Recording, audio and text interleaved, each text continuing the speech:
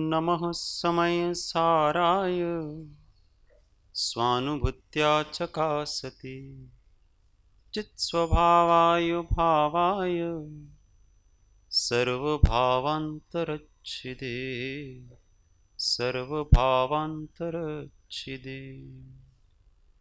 महादेव्या कुक्षिरत्नं शब्दजितर्वात्मजं राजचन्द्रमहं वन्दे तत्त्वलोचनदायकं प्रभु तत्त्वलोचनदायकम्। परात्पर गुरुवे नमः। परम्पराचार्य गुरुवे नमः। परम गुरुवे नमः।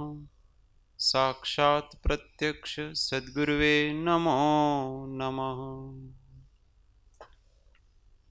अनंत अनंत भाव भेद थी भरेली भली अनंत अनंत नाय निक्षेपे व्याख्यानी छे सकल जगत हित कारिणी हारिणी मोह तारिणी भवाब्धि मोक्ष चारिणी प्रमाणी छे उपमा आप्यानी जेने तमारा खवीते व्यर्थ आपवाथी निज मति मपाई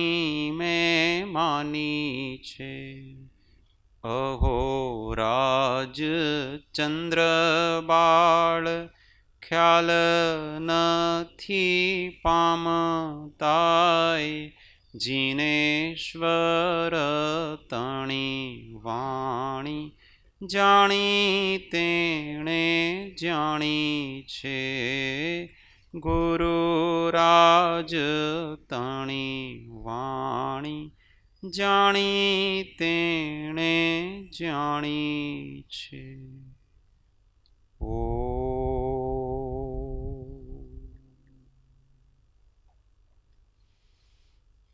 जय सद्गुरुवंदन। जय तत्व चर्चा में श्री जैन सिद्धांत प्रवेशिका प्रश्न 150 अध्याय 2 मोहनीय कर्म के कितने भेद हैं? उत्तर 2 हैं, दर्शन मोहनीय और चारित्र मोहनीय। बराबर। मोहनीय कर्म के बारे में पहले प्रश्न में कहा था कि मोहनीय कर्म किसको कहते हैं, तो आत्मा के सम्यक्त्व और चारित्र गुण को घाते उसको मोहनीय कर्म कहते हैं। तो इसी हिसाब से उस मोहनीय कर्म के 2 भेद पड़ गए हैं। तो एक सम्यक्त्व गुण को घाते वो है दर्शन मोहनीय, और एक चारित्र गुण को घाते वो चारित्र मोहनीय। 151 दर्शन मोहनीय किसको कहते हैं? आत्मा के सम्यक्त्व गुण को जो घाते उसे दर्शन मोहनीय कर्म कहते हैं। बराबर। आत्मा में सम्यक्त्व नाम की एक शक्ति है।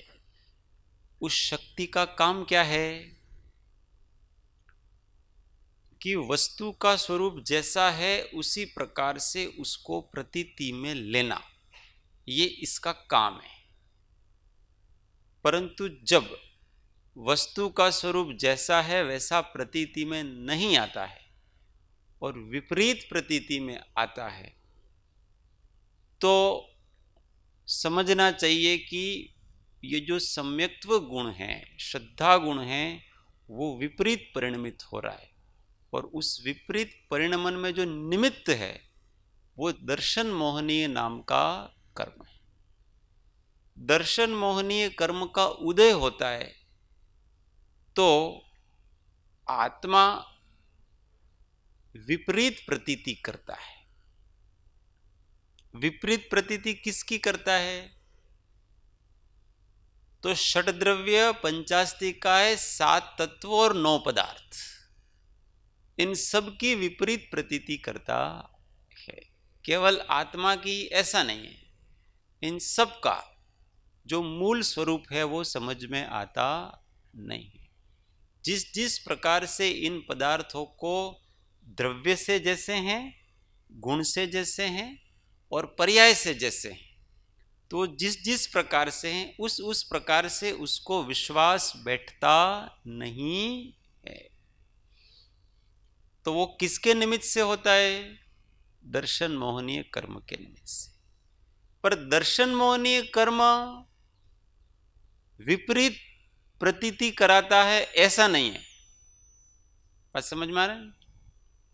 दर्शन मोहनीय कर्म से ये जीव विपरीत प्रतीति करता है ऐसा नहीं है, पर दर्शन मोहनीय कर्म के निमित्त से जीव की विपरीत प्रतीति होती है।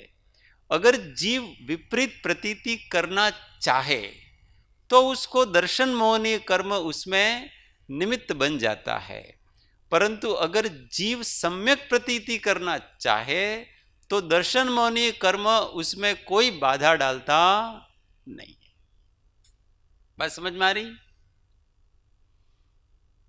तो अगर दर्शन मोहनीय कर्म का उदय है तो जीव को विपरीत प्रतीति होगी कि नहीं होगी? हाँ, समझ में? समझ में? दर्शन मोहनीय कर्म की उपस्थिति में जीव को विपरीत प्रतीति होगी कि नहीं होगी? तो नहीं होगी। अगर जीव विपरीत प्रतीति करना चाहे तो ही हो सकती है, नहीं करना चाहे नहीं हो सकती।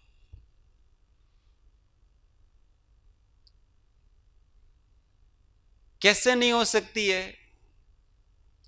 तो जीव मिथ्या दर्शन से सम्यक दर्शन में जब आता है तो उस समय दर्शन जब मिथ्या दर्शन में हो तो उस समय इस दर्शन मोहनीय कर्म का उदय रहता है कि नहीं रहता है? सम्यक्त्व से कभी सम्यक्त्व की प्राप्ति नहीं होती है, मिथ्यात्व से सम्यक्त्व की प्राप्ति होती है। और जब सम्यक दर्शन होता है, मतलब वो प्रथमोपशम सम्यक्त्व मानो उसको, उसके प्रथम समय तक दर्शन मोहनी कर्म की का उदय रहता है।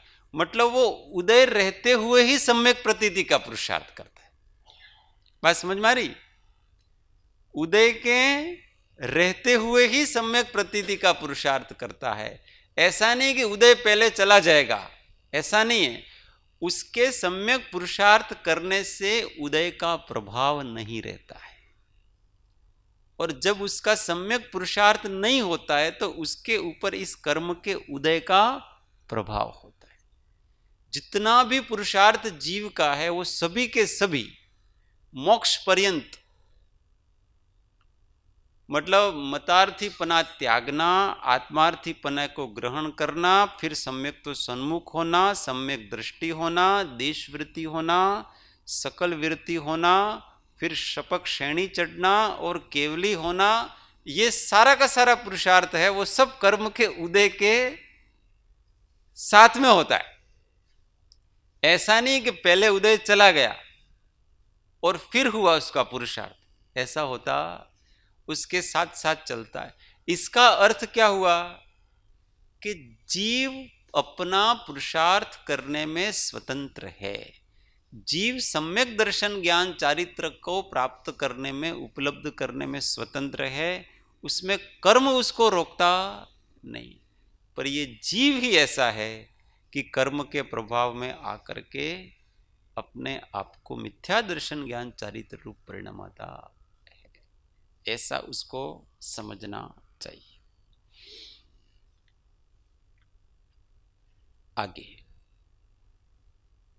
दर्शन,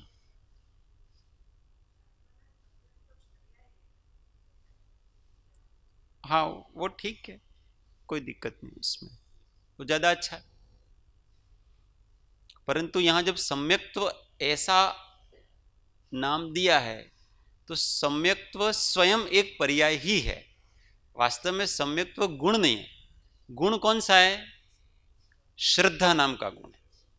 उस श्रद्धा नाम के गुण की सम्यक परिणति, उसका नाम सम्यक्त्व है। तो वास्तव में गुण सम्यक्त्व नहीं है, वास्तव में श्रद्धा गुण है। वो सम्यक भी हो सकता है और मिथ्या भी हो सकता है। जब वो सम्यक होता है तो इसका नाम सम्यक्त्व कहलाता है, और जब मिथ्या होता है तो उसका नाम मिथ्यात्व कहलाता है।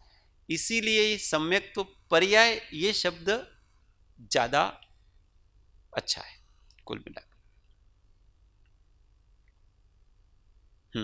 152 दर्शन मोहनीय कर्म के कितने भेद हैं? उत्तर 3। मिथ्यात्व, सम्यक मिथ्यात्व और सम्यक प्रकृति, ये 3 भेद हैं।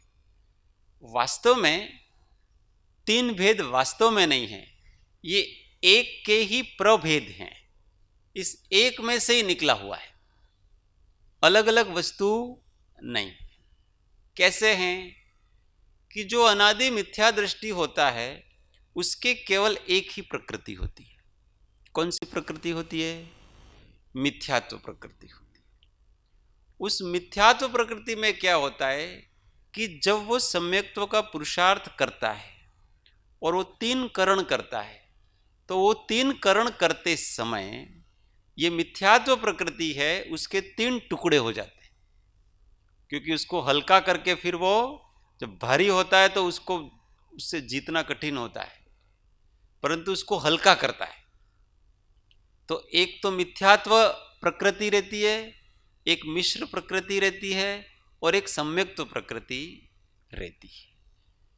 मिथ्यात्व प्रकृति का काम पूरी तरह से विपरीत श्रद्धा कराना है और मिश्र प्रकृति का काम मिले जुले परिणाम कराना है, और सम्यक प्रकृति का काम सम्यक्त्व में मलिनता पैदा करना है, सम्यक्त्व को आवृत करना नहीं।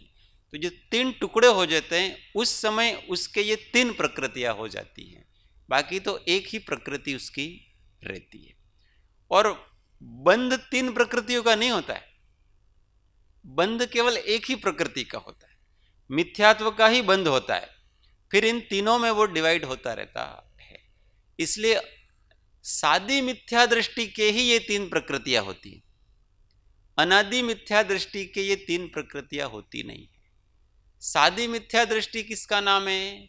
कि जिसको एक बार सम्यक दर्शन हुआ है और होकर के वापस उसके छूट गया है, ऐसे जीव को सादी मिथ्या दृष्टि कहते हैं।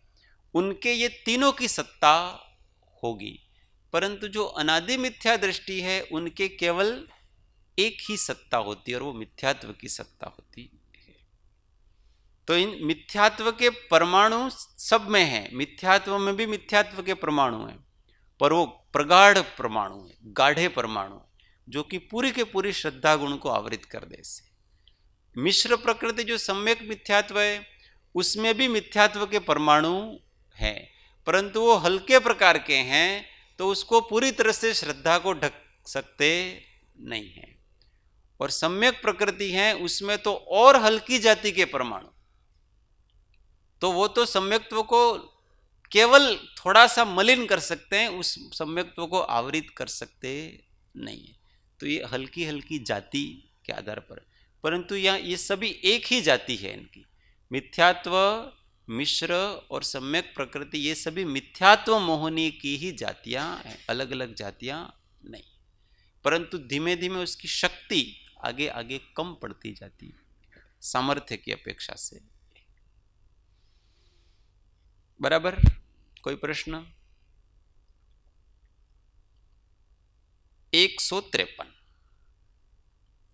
मिथ्यात्व किसको कहते हैं? अब मिथ्यात्व प्रकृति की नाम। उत्तर, जिस कर्म के उदय से जीव के अतत्व श्रद्धान हो उसको मिथ्यात्व कहते हैं। ये मिथ्यात्व प्रकृति के उदय के कारण के निमित्त से होता है। मिथ्यात्व प्रकृति के उदय के निमित्त से जीव के अतत्व श्रद्धान हो। अतत्व का मतलब जो भाव नहीं है उस भाव का श्रद्धान होना। समझ में आ रही? नहीं है का मतलब विपरीत है। जो जैसा तत्व का मतलब होता है भाव, तो जो जिस भाव रूप नहीं है उस भाव रूप उसको कह। कि जीव तो एक ज्ञान स्वभावी है, पर अपने आप को क्या कहना?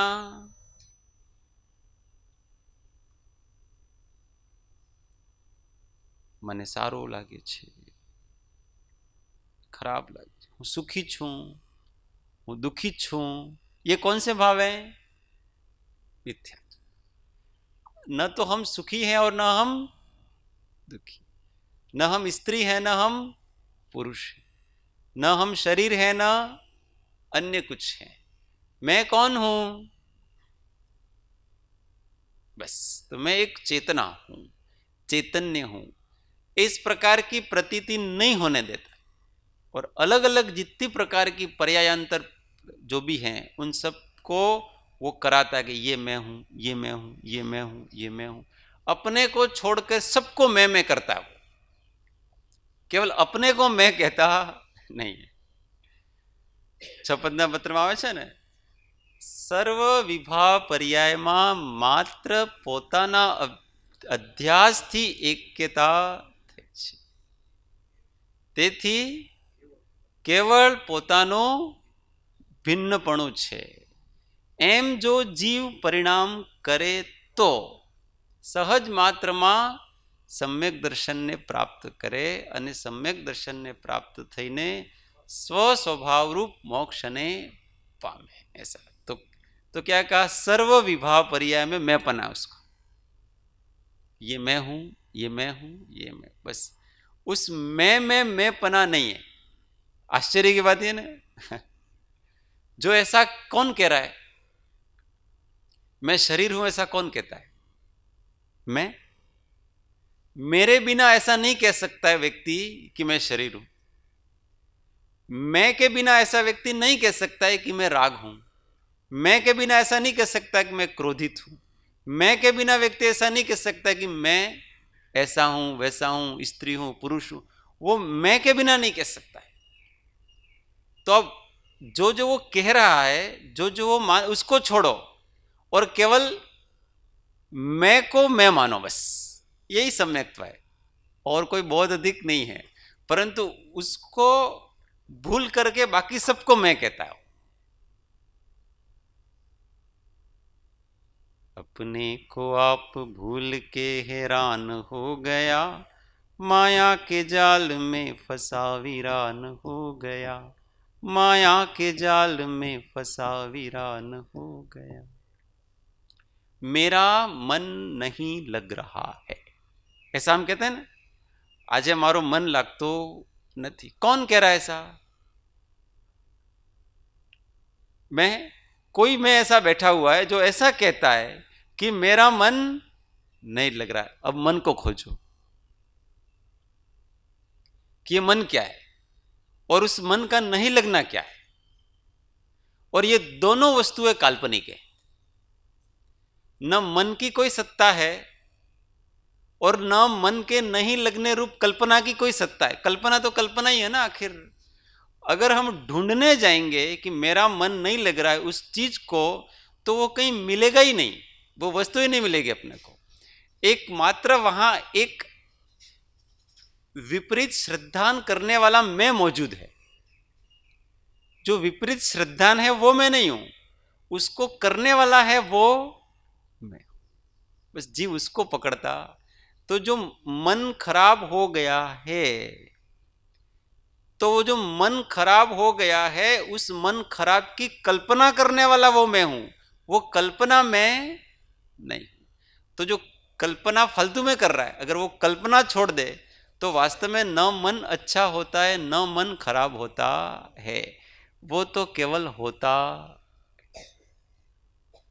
इतनी सी बात ध्यान में आ जाए तो हमारे इस जो मन की खटपट है ना, वो सब समाप्त हो जाती।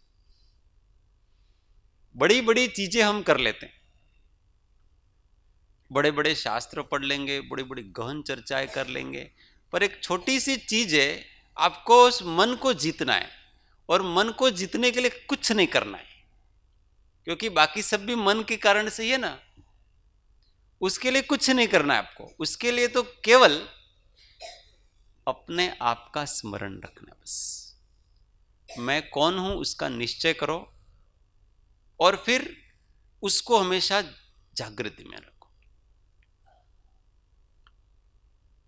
तो ये मिथ्यात्व आएगा कहां से? ये जो पुरुषार्थ ऐसे करता है जीव, और इस प्रकार के पुरुषार्थ अगर कोई मिथ्या दृष्टि जीव करे तो उसका मिथ्यात्व समय समय अनंत गुना हीन होकर के आता है।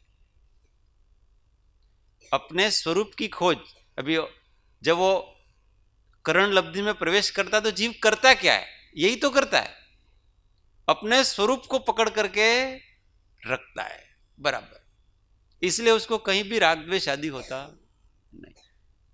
हर एक समय खोज करता है कि इसमें मैं कौन और मैं कहां। साता हो असाता हो, अनुकूलता हो प्रतिकूलता हो, इसमें मैं कहां खड़ा हूं, बस उसको खोज लो तो वहीं कि वहीं हम ठंडे पड़ गए। अभी के उदय से गिर गया था व्यक्ति, क्यों? अपने को भूल गया था। अब जैसे ही अपना स्मरण आता है तो वहीं के वहीं वो व्यक्ति एकदम ठंडा पड़ जाता है। ये सब क्या कर रहा था? मिथ्यात्व है वो विकल्पों की परंपराओं को जोड़ता है, अपने को शरीर और मन के साथ ये जोड़ता है मिथ्यात्व। और सम्यक्त्व क्या है? उससे तुरंत व्यक्ति को अलग कर देता है। ये क्या? कुछ भी नहीं। पहली बात तो वो चीज मेरी थी कहां? हम जिसको अपनी मान करके, अपनी माना और अपनी मान करके कोई चीज चली गई तो हम अपनी वो परंपरा चालू होती है उससे, ऐसा हुआ होगा, ये हुआ होगा, ऐसा करता वैसा करता, ये वो। अब वो क्या है कि सम्यक तो उस परंपरा को तोड़ देता है। ये क्या? जो थी नहीं उसको मैंने पहली गलती तो मैंने की कि जो नहीं था उसको मैंने अपना माना। अब वो संयोग वियोग होता है तो फिर उसकी परंपरा नहीं खड़ी होती है, नए विकल्प, तुरंत उस कड़ी को तोड़ दिया, खत्म बात। ऐसे तुरंत स्वरूप जागृति लाता है ये चीज। ऐसा जबरदस्त मामला है। जानी तेने जानी छे। 154 सम्यक मिथ्यात्व किसको कहते हैं? जिस कर्म के उदय से मिले हुए परिणाम हो, जिनको न तो सम्यक्त्व रूप कह सकते हैं और न मिथ्यात्व रूप, उसको सम्यक मिथ्यात्व कहते हैं। ये मिला जुला है। ये कैसा है? खच्चर जैसा। खच्चर का नाम, हाँ, घोड़े और गधा, इन दोनों के मिलने से खच्चर पैदा होता है। तो अब उसको घोड़ा कहेंगे गधा कहेंगे? न हम घोड़ा कह सकते हैं न उसको गधा कह सकते हैं। ये कोई तीसरी जाति है, खच्चर नाम की तीसरी जाति है। हाँ, ये है कि उसमें थोड़े तो गुण घोड़े के हैं और थोड़े गुण गधे के हैं, पर न तो पूरी तरह से गधा है न पूरी तरह से घोड़ा है। इसलिए उसको सम्यक्त्व भी नहीं कहा और इसको मिथ्यात्व भी नहीं कहा, इसलिए इसको मिश्र कहा। गुड़ और दही मिलाओ तो कोई नई चीज बनती है। अब उसको न तो गुड़ कह सकते हैं न दही कह सकते हैं, पर उसमें गुड़ के भी गुण हैं और दही के भी गुण हैं। थोड़ा खट्टा भी है, थोड़ा मीठा भी है। इसका नाम मिश्र कहलाता है। ये प्रकृति इस प्रकार की होती है, मिश्र प्रकृति। परंतु इस मिश्र प्रकृति के होते हुए सम्यक्त्व का पूरी तरह से घात नहीं होता है। का मतलब कि उसमें सम्यक्त्व का अंश रहता है। कल बात आई थी ना कि इसमें होता क्या है, द्रव्य संग्रह में पढ़े थे ना अपन, इसमें क्या करते हैं, एक तो संशय मिथ्यात्व होता है और एक मिश्र गुण स्थान होता है। इन दोनों में अंतर क्या है? तो जो संशय मिथ्यात्व होता है उसमें तो जीव पूरी तरह से मिथ्या दृष्टि है, किसी के ऊपर श्रद्धान नहीं है। और इसमें क्या होता है, श्रद्धान है परंतु दोनों के ऊपर श्रद्धान है, सत्य के ऊपर भी श्रद्धान है और असत्य के ऊपर भी श्रद्धान है। उसको इस प्रकार का है कि भाई ये जो वितराग देव गुरु धर्म है वो भी सही है और बाकी के हैं वो भी सही है, दोनों में है। अब दो पैरों में नाव, दो नावों में पैर है उसके, इसलिए फिर वो डगमग डगमग होता रहता है। ये अलग प्रकार का गुणस्थान है। यद्यपि ये सर्वघाती प्रकृति है परंतु देशघाती जैसा काम करता है कि इसके होने से पूरी तरह से सम्यक्त्व जाता भी नहीं।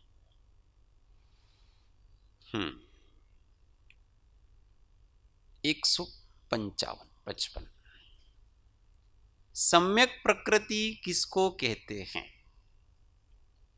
जिस कर्म के उदय से सम्यक्त्व गुण का मूल घात तो न हो परंतु चल मलादिक दोष पुजे, उसको सम्यक प्रकृति कहते हैं।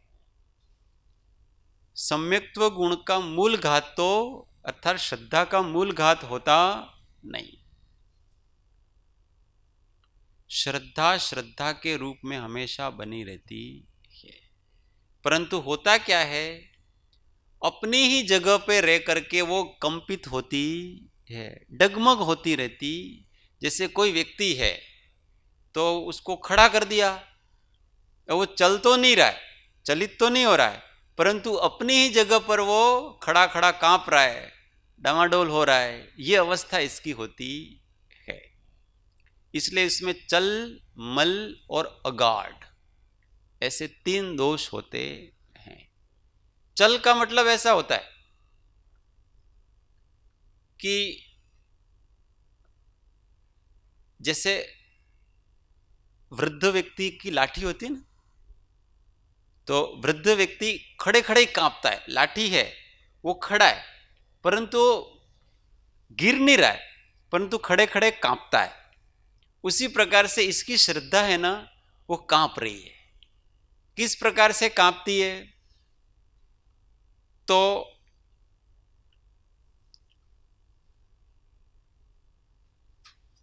सारे तीर्थंकर एक जैसे,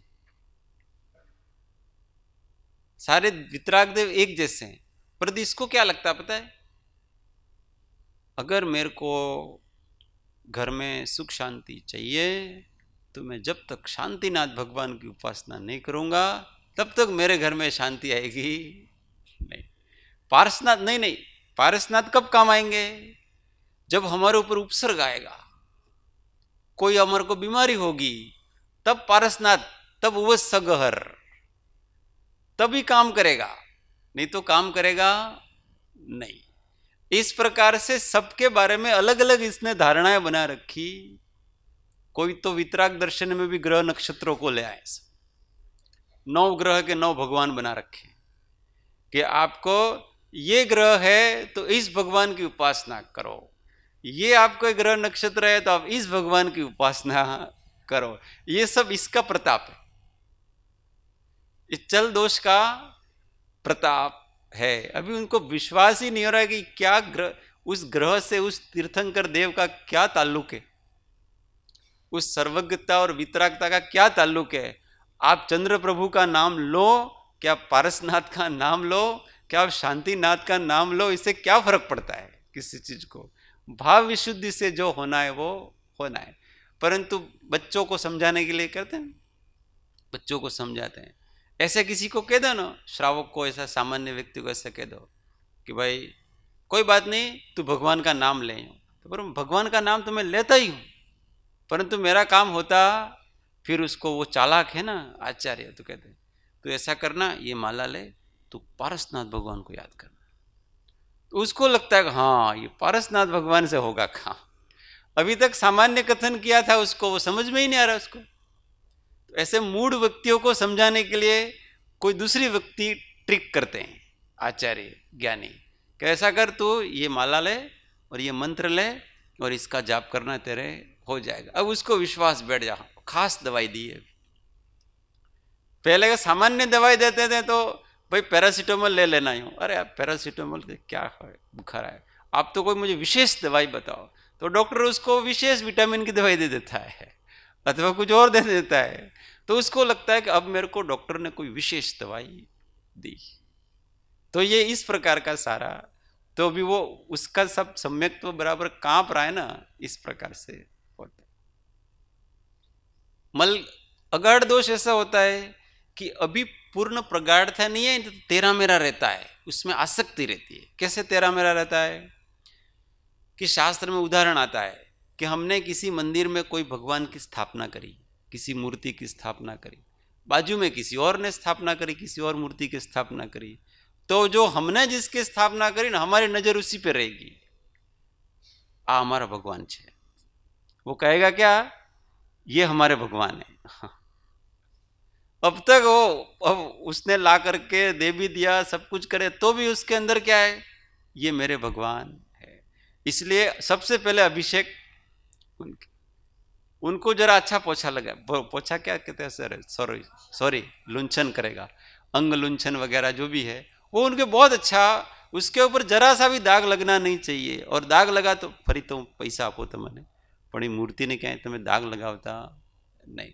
और बाजू की मूर्ति को दाग लग गया तो कोई दिक्कत नहीं, उसको कोई प्रॉब्लम नहीं, ये તમે કરાવો ને ભાઈ, આ બધું આટલું બધું તમારા મૂર્તિઓ ખરાબ થાય છે ને, તો તમે કંઈ કરો ને, पर उसकी मूर्ति को ना હું પૈસા આપું છું અને તમે આને ठीक कराओ।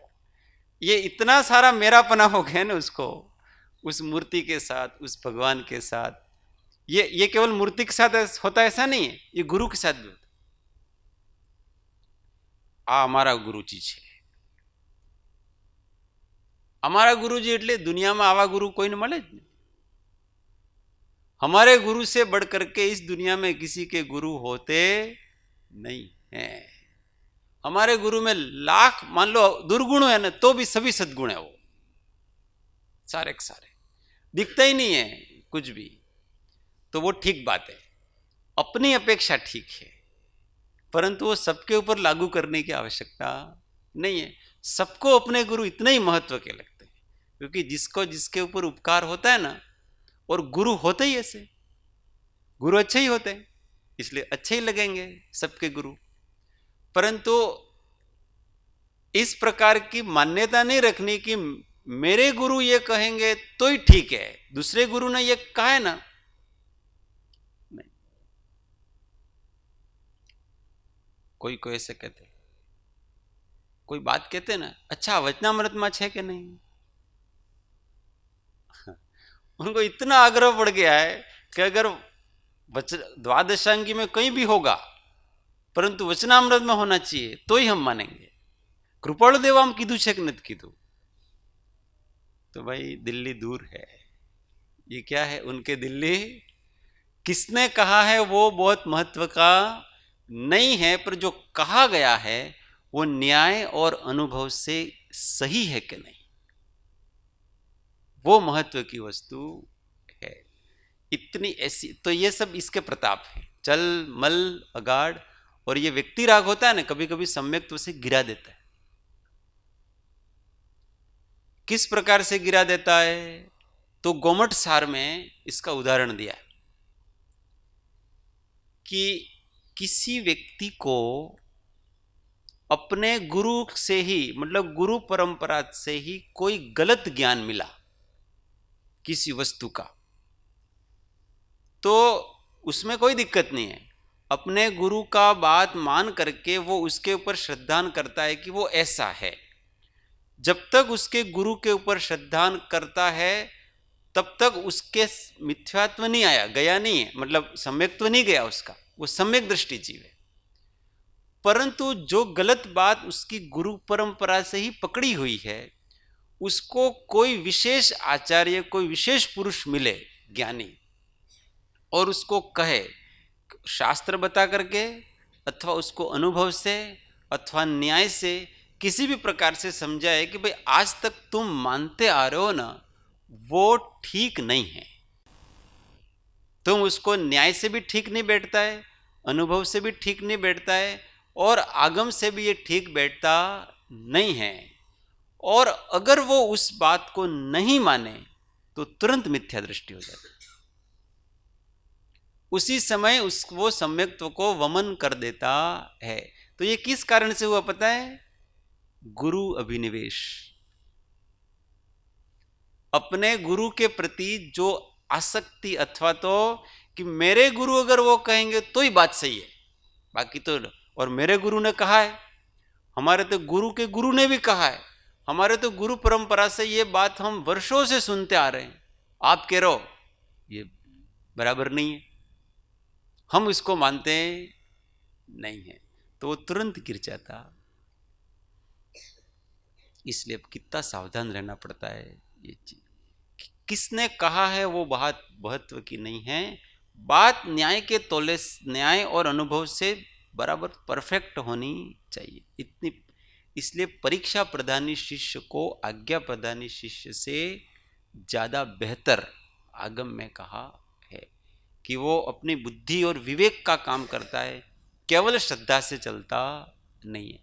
जो केवल श्रद्धा से चलते हैं उसकी श्रद्धा कभी भी चलित हो सकती है, और जो विवेक पूर्वक की जिनकी श्रद्धा है उनकी श्रद्धा कभी भी चलित होगी नहीं है। क्योंकि व्यक्ति है ना, व्यक्तियों में दोष हो सकता है। हमारे गुरु कोई सर्वज्ञ तो नहीं थे, तो वो परंपरा से उसको कुछ न कुछ ऐसा हो सकता है, मिल सकता है, परंतु आप कह रहे हो तो हमको बात सही लगती है आपकी, तो हम आपकी बात मानेंगे, इसमें क्या है? तो ये सब दोष इसमें आ जाते हैं। हाँ, आप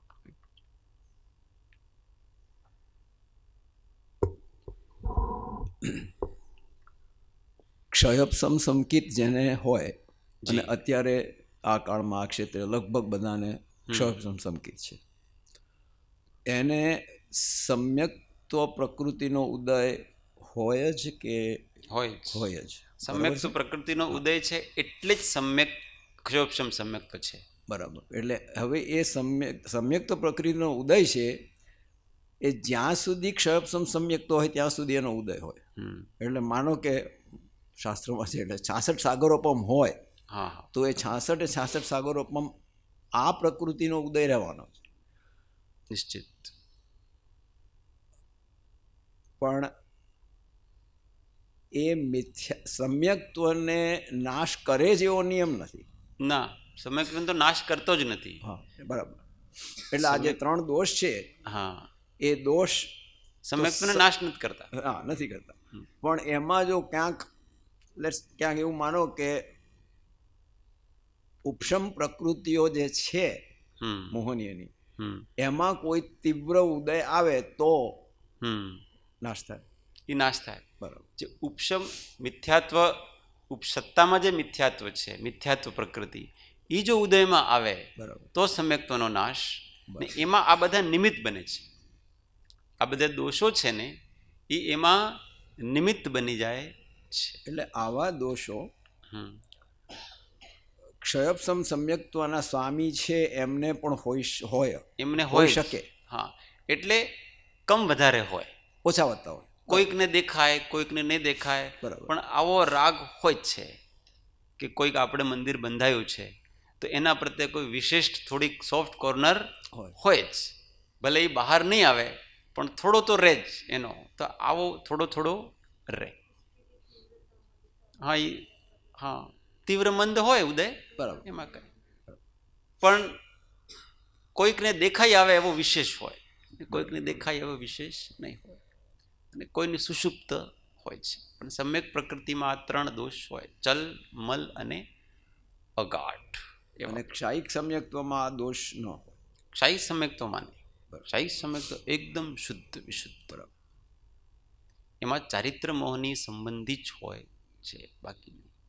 એકચ્યુઅલી આ દોષ પણ કોઈ અપેક્ષાએ ચારિત્ર મોહની સંબંધિત છે. આ તારો મારો વગેરે આ બધું શું છે? આ એક ભગવાન પ્રત્યે વિશેષ પ્રેમ, આ બધું શું છે? આ એક એકચ્યુઅલી તો ચારિત્ર મોહનીનો જ પાર્ટ છે. આ ચારિત્ર મોહનીનો જ પ્રભાવ વધારે પડી રહ્યો છે એના ઉપર, એટલે એને થોડીક શ્રદ્ધા ઉપર પણ અસર પડે છે.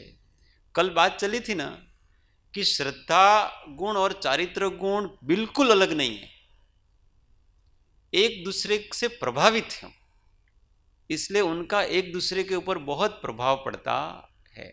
तो भाई बहुत अधिक किसी को ममत्व भाव है तो उसकी श्रद्धा भी डगमग होगी उससे, वो तो होता ही है, डगमग होती रहती है. ऐसा अपने को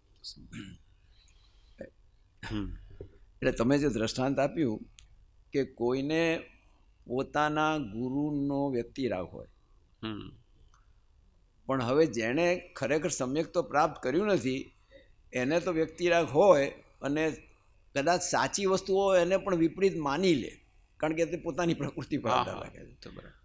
એટલે તમે કીધું ને કોઈ બીજા પાસે જાય તો એ પોતાનો આગ્રહ પકડી રાખે કે મને મારા ગુરુએ કહ્યું છે સાચું છે, બરાબર, પણ એમાં ગુરુએ કહ્યું છે એ જ પોતે માન્યું છે એ પણ હા એ તો હવે મિથ્યાત્વિત છે ને, એને તો પોતાની અનુસાર માન્યું છે, બસ એ પોતાની. પણ હવે ગુરુ જે વચન કહે છે તો એ વચનનો અભિપ્રાય કદાચ નહીં પકડ્યો હોય અને એને જેટલું સમજમાં આવ્યું એટલું પકડી રાખ્યું હોય એમને. ને ઘણીવાર એકચ્યુઅલી ગોમટસારમાં તો એમ છે કે ઘણીવાર ગુરુને જ ગલત પકડાયું છે.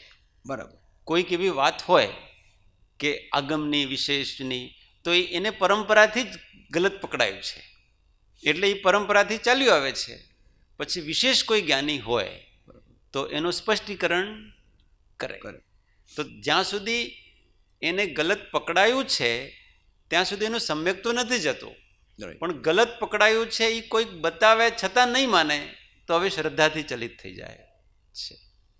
એટલે ઘણી બધી વસ્તુઓ, સૂક્ષ્મ વસ્તુઓ હોય, કોઈ પૂરી વસ્તુઓ કોઈ 6, 7મા ગુણસ્થાનમાં પણ સંપૂર્ણ આખું સર્વજ્ઞતા નથી આવી જતી, એટલે ઘણી વસ્તુઓ વિપરીત પકડાતી હોય એમાં પકડાઈ જાય.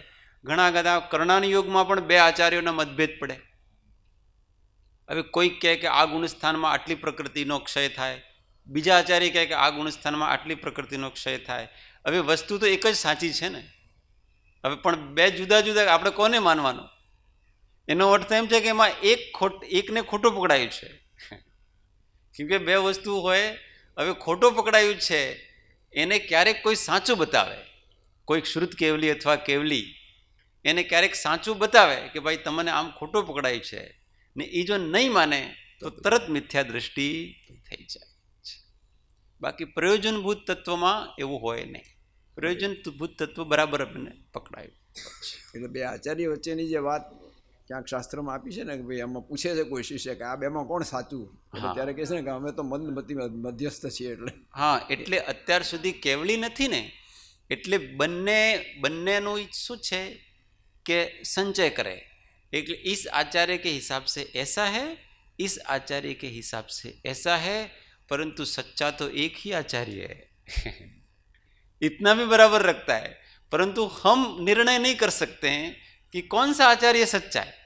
अगर वो व्यक्ति ऐसा माने कि दोनों बातें सत्य हैं तो मिथ्या दृष्टि है, परंतु ये आचार्य ऐसा कह रहे हैं और ये आचार्य ऐसा कह रहे हैं, इनके अनुसार ये है, इनके अनुसार ये है, परंतु कौन सही है वो हमको पता नहीं है. इसलिए हम किसी भी एक को न तो सही सिद्ध कर सकते हैं, न किसी एक को गलत सिद्ध कर सकते हैं. दोनों हैं परंतु सत्य तो एक ही है. इतनी स्पष्टता उनको होनी चाहिए, पर सत्य का निर्णय हम कर सकते नहीं. इसलिए केवली ने जैसा कहा है वैसा ठीक होगा, ऐसा करके वो फिर वो छोड़ देते.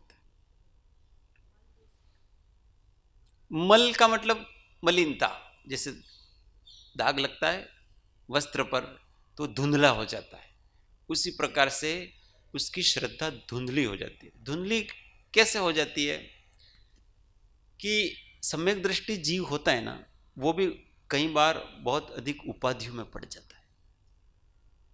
बहुत सारे, कहीं कोई मुनि वगैरह हैं तो कहीं कोई प्रभावना में पड़ गया है, और कहीं दूसरा कोई गृहस्थ व्यक्ति हो तो कोई गृहस्थी के कामों में किसी की बेटी की शादी कराना है, ये कराना है, वो कराना है, तो वो ऐसे भी काम कर लेता है कभी कभी कि जो जागृत अवस्था में नहीं हो सकते, तो उसके सम्यक्त्व पर दाग लग जाते हैं।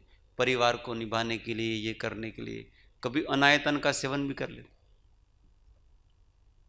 होता है, कर लेते हैं कभी कभी।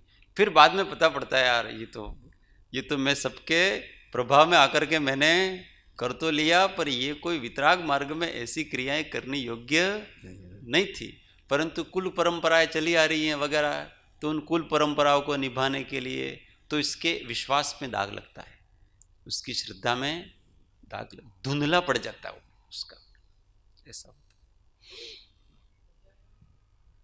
अगाढ़ तो पहले बताए,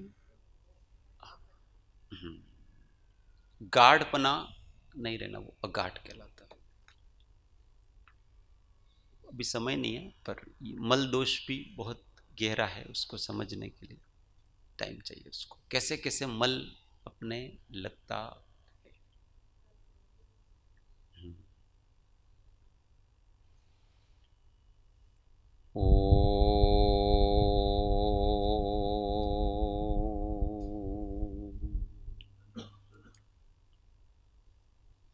सुखधाम अनंत सुसंत चहि, दिन रात्र रहे ध्यान मही, पर शांति अनंत सुधामय जे, प्रणमो पद तेवर तेज, ओ प्रणमो पद तेवर तेज।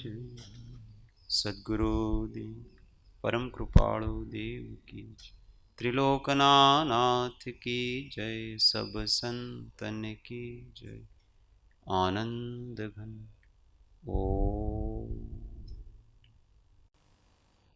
1 मिनट मौन, आत्म अनुसंधान। ओम शांति शांति शांति। जय सद्गुरु।